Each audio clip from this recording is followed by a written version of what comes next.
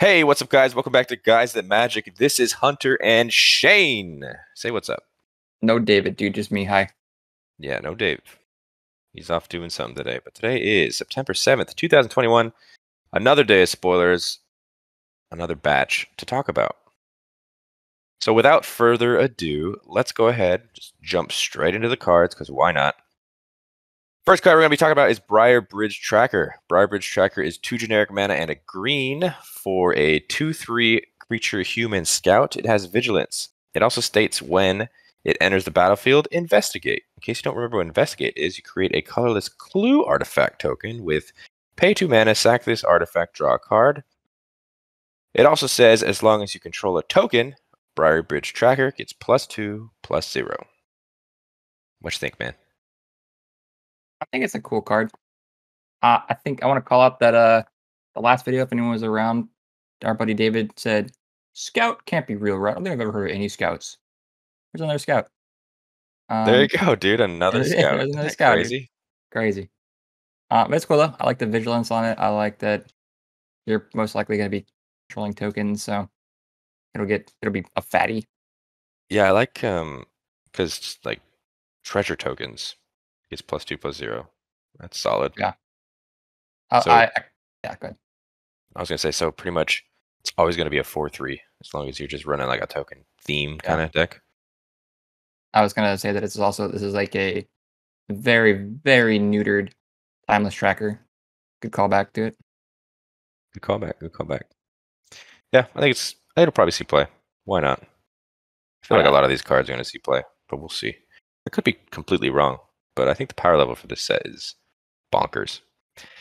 Let's move on. We have Horde Extermination. Horde Extermination is 6 and 2 white mana. For a sorcery, it says this spell costs 1 less to cast. For each creature on the battlefield, destroy all creatures. Very simple and to the point. I mean, I'm sure this will be somewhere in standard, but this is an EDH bomb. 100% It really is. easy. You just pay two white. Yeah, you run this if you're running white, essentially. Yeah. But I mean, I'm sure it's fine as well. Good card though. Yeah, I think you hit it on the head. This is an EDH card. Not really going to see any play in standard too much.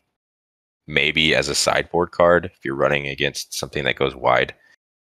But I guess against like maybe a red deck wins, but then at that point you're probably already dead. Yeah, probably.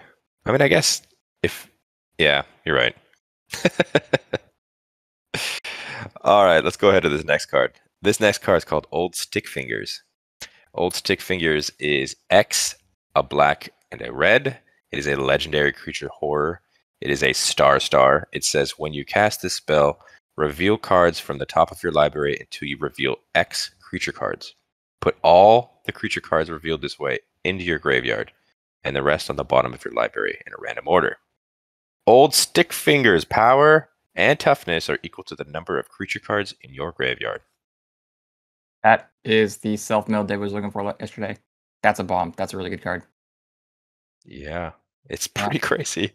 Yeah. Just throw a bunch of creatures. Like, pay however many creatures you want to find. Yeah, that's really, really good. I mean, I'm trying to think. Turn 3, it'd be kind of shitty to play on, but later in the game, this could be a threat for sure. Mm-hmm. Yeah, and we'll talk more about this card because it is legendary in our commander video. Yeah. So it could be a fun commander for sure, actually. Yeah. I'm not a big fan of X commanders because it's like, all right, you're already paying the commander tax. Now this is on top of it, but whatever. That's what I say. Yeah. But yeah, we'll talk more about it when we get to that video. But as far as all the other formats, I think this is a pretty good card. It's the self-mill that we were looking for the other day. Mm-hmm. All right, let's go ahead and move on to the next one. This is Dire Strain Rampage. Dire Strain Rampage is a sorcery that costs 1, a red, and a green. It says destroy target artifact, enchantment, or land. If a land was destroyed this way, its controller may search their library for up to 2 basic land cards, put them onto the battlefield tapped, then shuffle. Otherwise, its controller may search their library for a basic land, put on the battlefield tapped, then shuffle.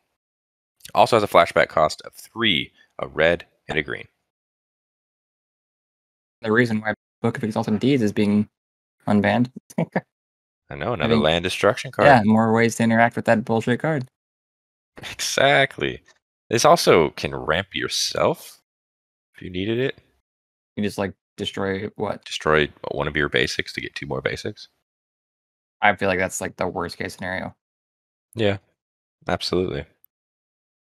Cool art though too. It's like sketch art. It's like painting almost. Yeah, it's pretty cool art. It's Rampage of Werewolves, man.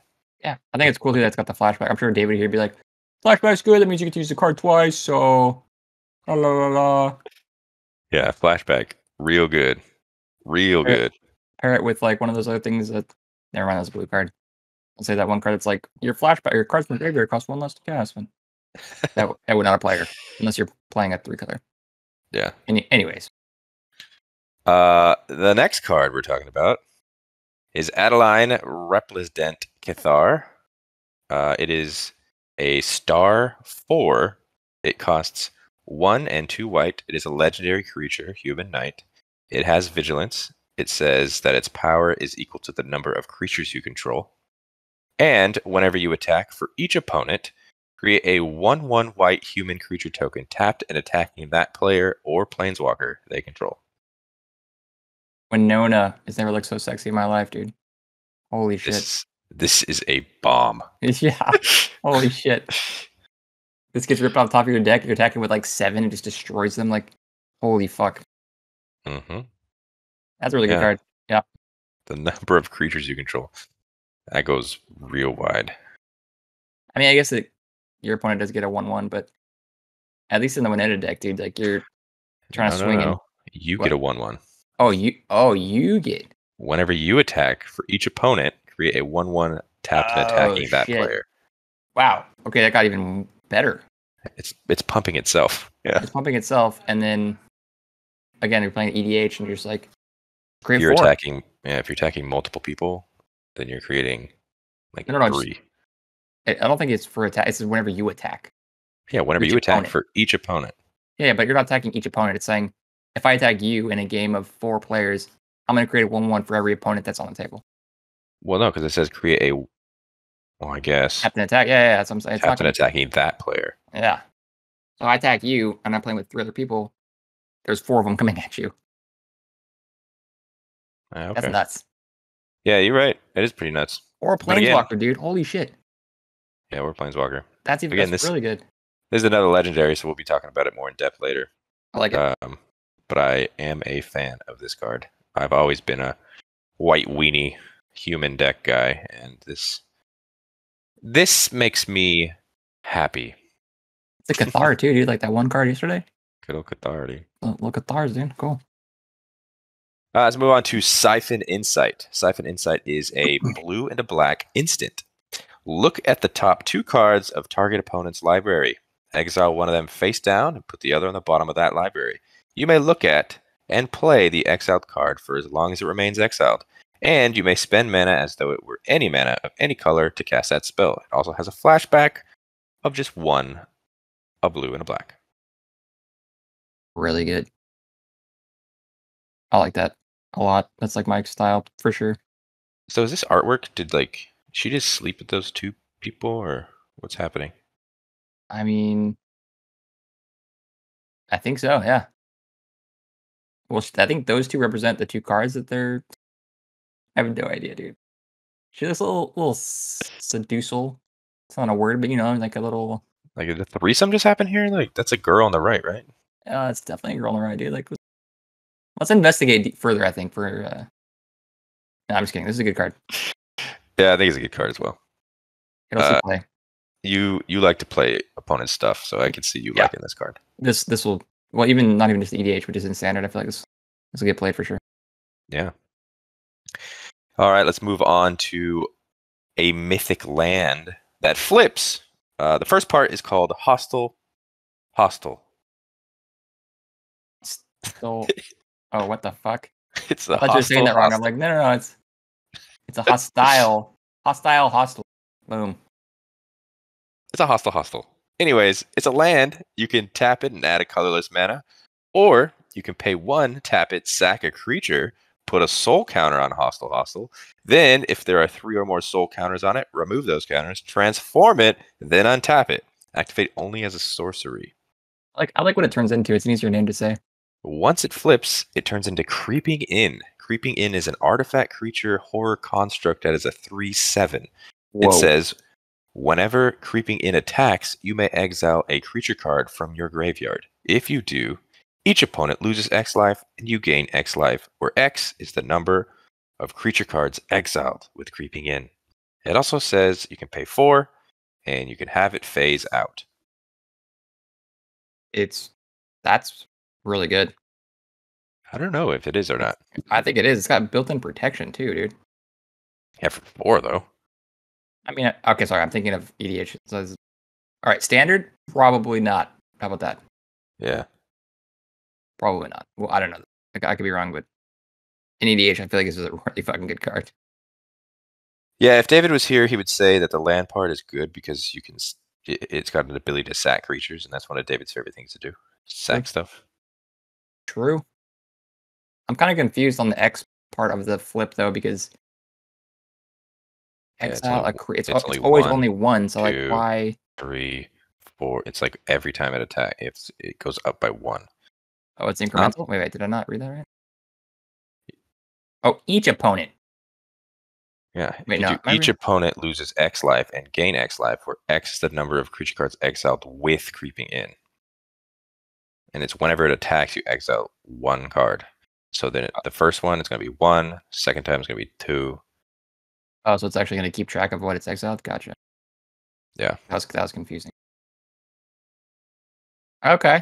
I just don't think it's fast enough to really do too much damage. Probably not. But I mean, it's a pretty good body, 3/7, and like I said, the paying 4 for it to phase out seems like a lot, but it'll never die. I don't know. I don't know if it's. I could be completely wrong, but at Mythic, I'd expected it to do a little more. Yeah, it doesn't seem like it's not that big of a bomb. Yeah. Well, let's just move on to the next card. The next card is called Wake to Slaughter. This is a sorcery that costs 3 generic, a black, and a red. It says choose up to 2 target creature cards in your graveyard. An opponent chooses one of them. Return that card to your hand. Return the other to the battlefield under your control. It gains haste. Exile it at the beginning of the next end step. It also has a flashback cost of 4, a black and a red. I feel like I love the ability like a lot, but I don't love that it's slow and that it's expensive as fuck. Yeah, it's a little too expensive, but it's fucking cool. It's super cool. It's like in limited, you're jizzing. Like you're just like, oh, but I don't think anywhere else you're doing anything. Yeah, in the limited aspect, definitely. But like if you're building this around, around this in like standard, dude, like what else are you doing? I don't know. It's just yeah, I don't know. It's if you have some bombs in your graveyard that you just make your opponent pick what bomb to put on the field. It's like, hey, which one do you want to get attacked with? True. I mean, they could have ETBs. They could do like other things. Yeah. So I mean, like I said, like the ability is fucking rad, and it seems really, really strong. But this is where my David hat comes on and goes, probably not going to get played.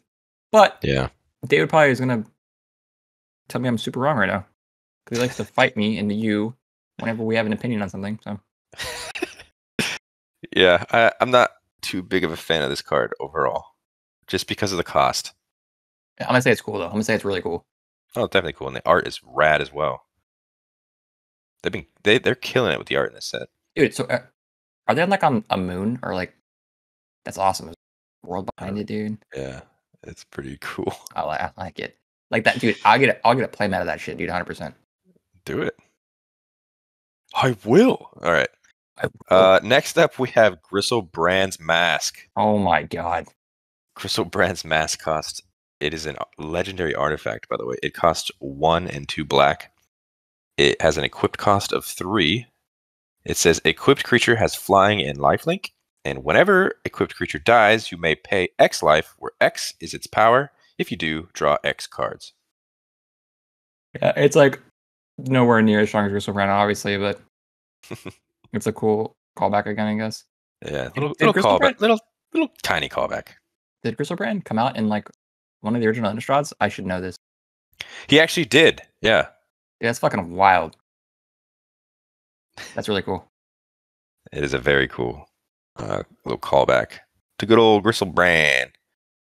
Griselbrand that we'll actually see play, maybe not, but maybe they won't have to ban it this time, dude. Flying and lifelink, and then seems good, right? I mean, paying life to draw cards. It's cool. I think it might see play. But being a black artifact, yeah, it's a little more difficult. So right now the artifact decks are Boros. Well, you know what Boros is, right? Part black. Okay. All right, let's move on to Curse of Surveillance. Curse of Surveillance is another curse. It's an aura enchantment. It costs 4 generic and a blue. It states enchant player. At the beginning of enchanted player's upkeep, any number of target players other than that player each draw cards equal to the number of curses attached to that player. So this is you're helping the table. Yeah. You're playing EDH. Yeah. I don't like it.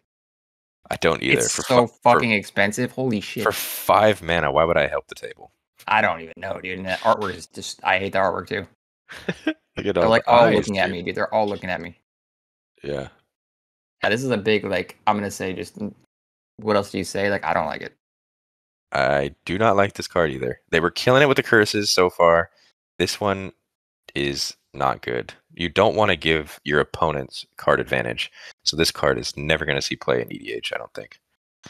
Standard, I mean, maybe in limited again, but mana, like, though. Yeah, it's fucking expensive, dude.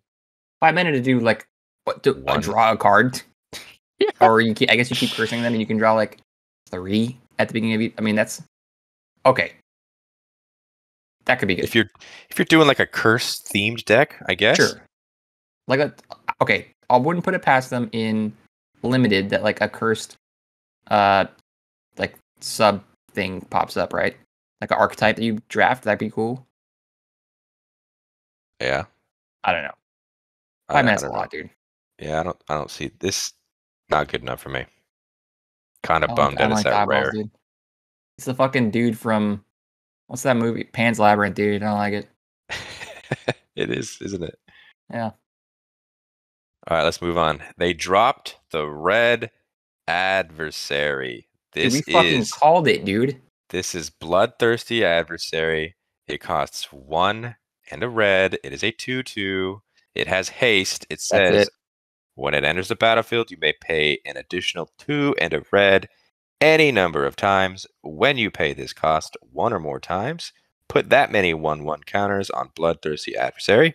Then exile up to that many target instant or sorcery cards, or instant and or sorcery cards with mana value 3 or less from your graveyard and copy them. You may cast any number of the copies without paying their mana cost. Yep, that's a bomb. That's sick as fuck. Yeah. I don't know if I like this better than the other ones from yesterday, but it's really good. It is really good. I agree with you. I don't think it's as good as the other ones. Only because like you're paying 3 extra mana to get something that costs 3 from your graveyard. Right. I mean, it's good recursion though, right?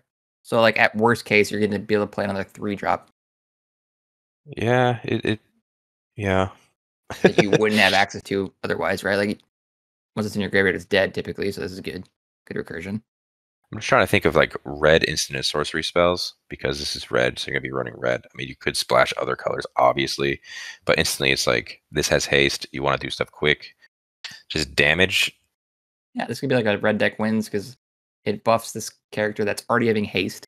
So you're swinging in, and then you like fucking finish them with like another lightning bolt effect. Obviously not lightning bolt, like another direct damage. I don't know. It could be a finisher.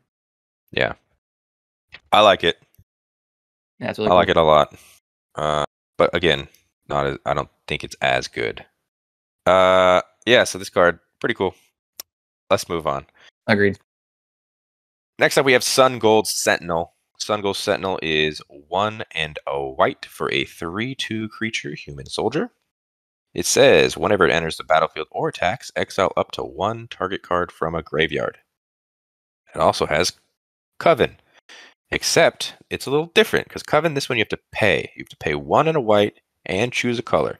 Sungold Sentinel gains hexproof from that color till end of turn. Can't be blocked by creatures of that color this turn. Activate only if you control 3 or more creatures with different powers. That's a really good card.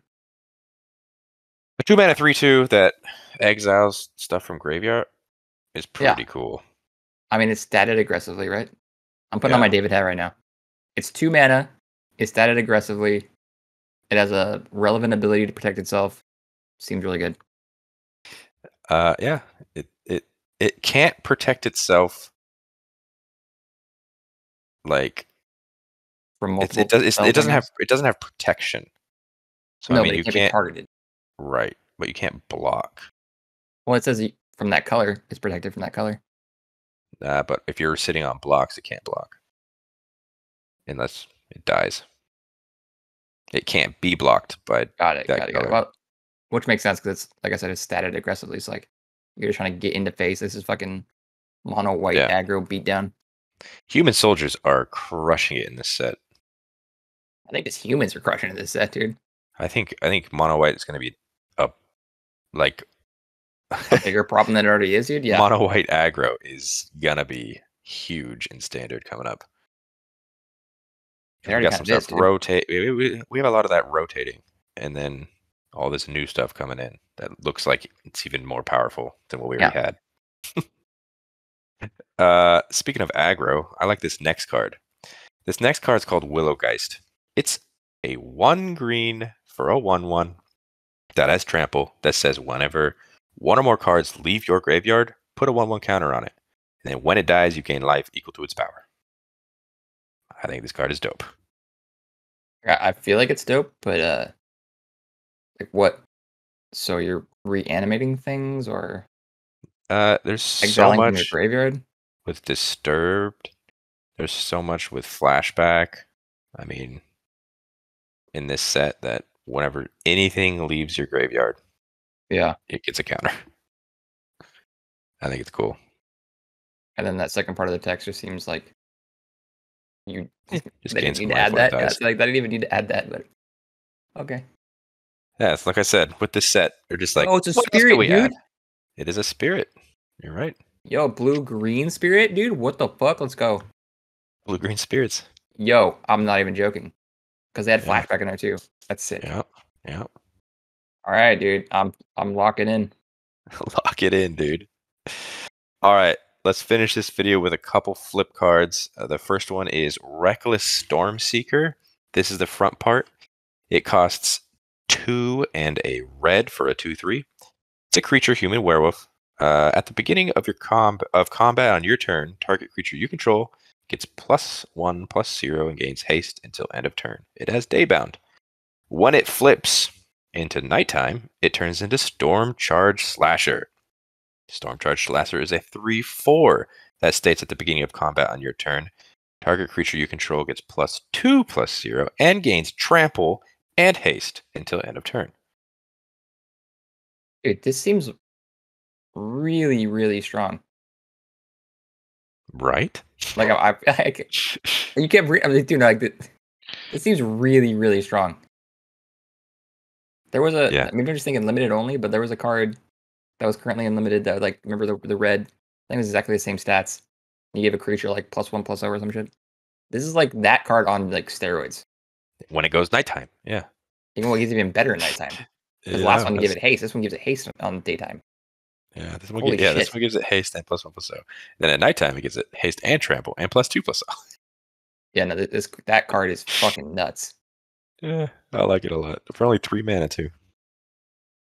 I don't care what Dave's gonna say. This card will completely see play, dude.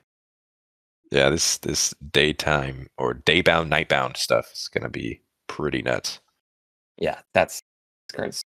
So far, everything I've seen today, this is probably my favorite one. Yeah. So let's end this video. They just spoiled this right before we started the video, so we're throwing it in here at the very end. It is another flip card. The first side is Suspicious Stowaway. It costs 1 and a blue for a 1/1. It states Suspicious Stowaway can't be blocked. Whenever Suspicious Stowaway deals combat damage to a player, draw a card, then discard a card. It's daybound. When it goes nightbound, it turns into a green Seafaring Werewolf. Seafaring Werewolf states... Seafaring Werewolf is a 2/1. It says it can't be blocked, and whenever it deals combat damage to a player, draw a card. Nightbound. It's kind of cool that it Yeah, so essentially colors. when it's super weird that it flips colors. But like I guess like you're on the ship. Yeah. You're blue, and you're a werewolf, you're green. I don't know. Ship werewolves, man. When this thing dies, if it dies in the werewolf form, does it go to the graveyard as green? As a werewolf, not a human? Because you can't recast it for that if you ever were trying to. So I think it true, goes you're back right, to. You're right. That's kind of cool. But, yeah, but when it flips, you don't have to discard anymore. I feel like I wish that it was not 2 mana, but then I see why it is 2 mana. Yeah, the attack or the stats on it is not too crazy. I mean, actually, yeah, because we've seen 1 mana 2/1s that maybe draw you, maybe not. Okay, I don't know. Seems like a good card though.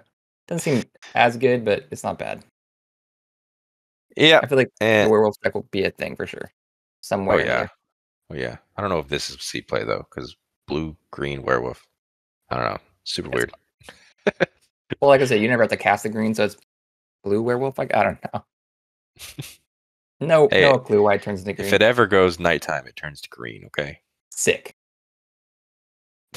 But that's it. That's the spoilers of the day. We had some pretty good ones today. You have a favorite? Of course I do. I fucking told you, dude. Reckless Stormseeker. Reckless Stormseeker. Goddamn nuts. The one we just talked about, the red one. We just talked about, yeah. Yeah. I mean, other cool ones like the old Sticky Fingers, dude. Stick Fingers. Sorry. Old Stickfingers. Old Sticky Fingers, dude. The threesome card. That's a cool one. Good old Griselbrand, yeah, that's a cool one. I think my favorite was Adeline. I think she's pretty strong. But like I said, I want to talk more about in our Commander video. Hope you guys liked this video. We'll be back again tomorrow for another spoiler day. We're still waiting on that green of the final cycle of those crazy mythics. The adversaries. Yep. There'll probably be a mana dork of some sort, yeah. So we'll definitely see. It's probably gonna have trample. Fucking trample, dude. Trample. Yeah, hope you guys enjoyed this video. Make sure to follow us on Instagram if you want to see the entire spoilers that are spoiled every day. We do post all the commons and uncommons on there. Follow us on Twitter if you haven't as well. Like the video, subscribe to our channel. Until next time, this is Guys at Magic. Have a great day. Bye.